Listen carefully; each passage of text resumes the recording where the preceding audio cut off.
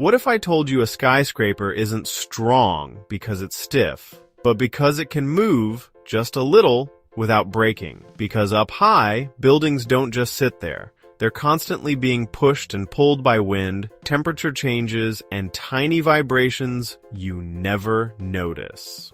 Welcome to the smart side. If you enjoy learning how everyday things really work, you're in the right place. In the next few minutes, I'll show you the everyday engineering that keeps skyscrapers standing tall, how foundations hold on, how the core works like a backbone, how buildings fight the wind, and why some towers are designed to sway on purpose. First, let's start at the bottom, because every skyscraper is basically a tree. A tall building is only as good as its roots. That root system is the foundation, and it has one job: transfer the building's massive weight into the ground without sinking, sliding, or tipping. In soft soil, builders often use deep piles, long columns drilled or driven down until they reach stronger ground, or even bedrock. Here's an easy way to picture it. High heels concentrate force in one tiny spot. Sneakers spread it out. Foundations do the same thing. They spread the load, or they reach something solid. Once the building is anchored, the next big question is, what keeps it from bending too much? That's where the structure comes in, mainly the core and the frame. The core is usually a thick, reinforced concrete or steel section in the center, often where the elevators and stairs are. Think of it as the building's backbone. It resists bending and twisting, and it ties the whole building together. Then there's the outer frame, the columns and beams around the edges. In many skyscrapers, the core and the outer frame work as a team. The core fights twisting. The outer columns fight bending. And together, they spread forces across the whole structure. Now, let's talk about the biggest everyday challenge for tall buildings: wind.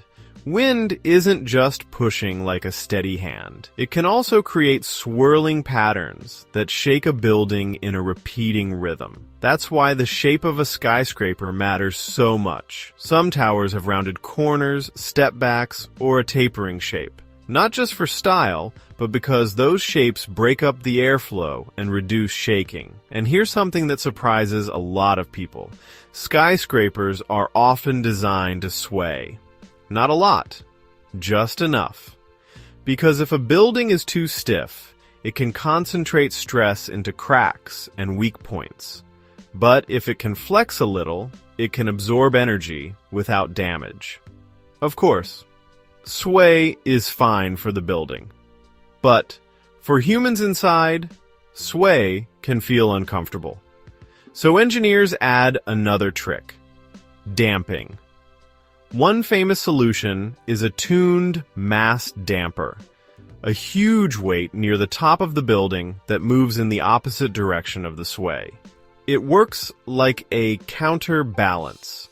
The building leans slightly one way, the weight shifts the other way, and the motion gets reduced. Another quiet hero in skyscrapers is triangles. You'll see them in cross-bracing, those X-shaped steel members inside some buildings. Triangles are naturally stable, so bracing helps stop the frame from shifting sideways during strong winds. And when it comes to earthquakes, tall buildings use a similar idea: controlled movement. They're built with connections that can flex without snapping. And some buildings use base isolation systems that reduce how much shaking transfers from the ground into the structure.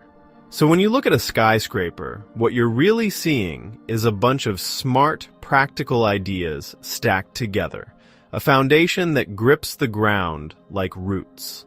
A core that acts like a backbone, a frame that spreads forces like a skeleton, a shape designed to calm the wind, and damping systems that quietly smooth out the sway.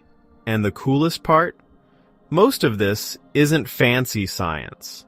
It's thousands of small, careful decisions, Repeat it across every floor so the whole building behaves safely as one. So next time you're walking past a skyscraper, remember, it's not just standing there. It's constantly working against gravity, wind, and motion, and staying balanced the whole time. If you enjoyed this and learned something new, I'd really appreciate it if you hit like and subscribe. It genuinely means a lot to me, and it helps the smart side reach more curious people like you.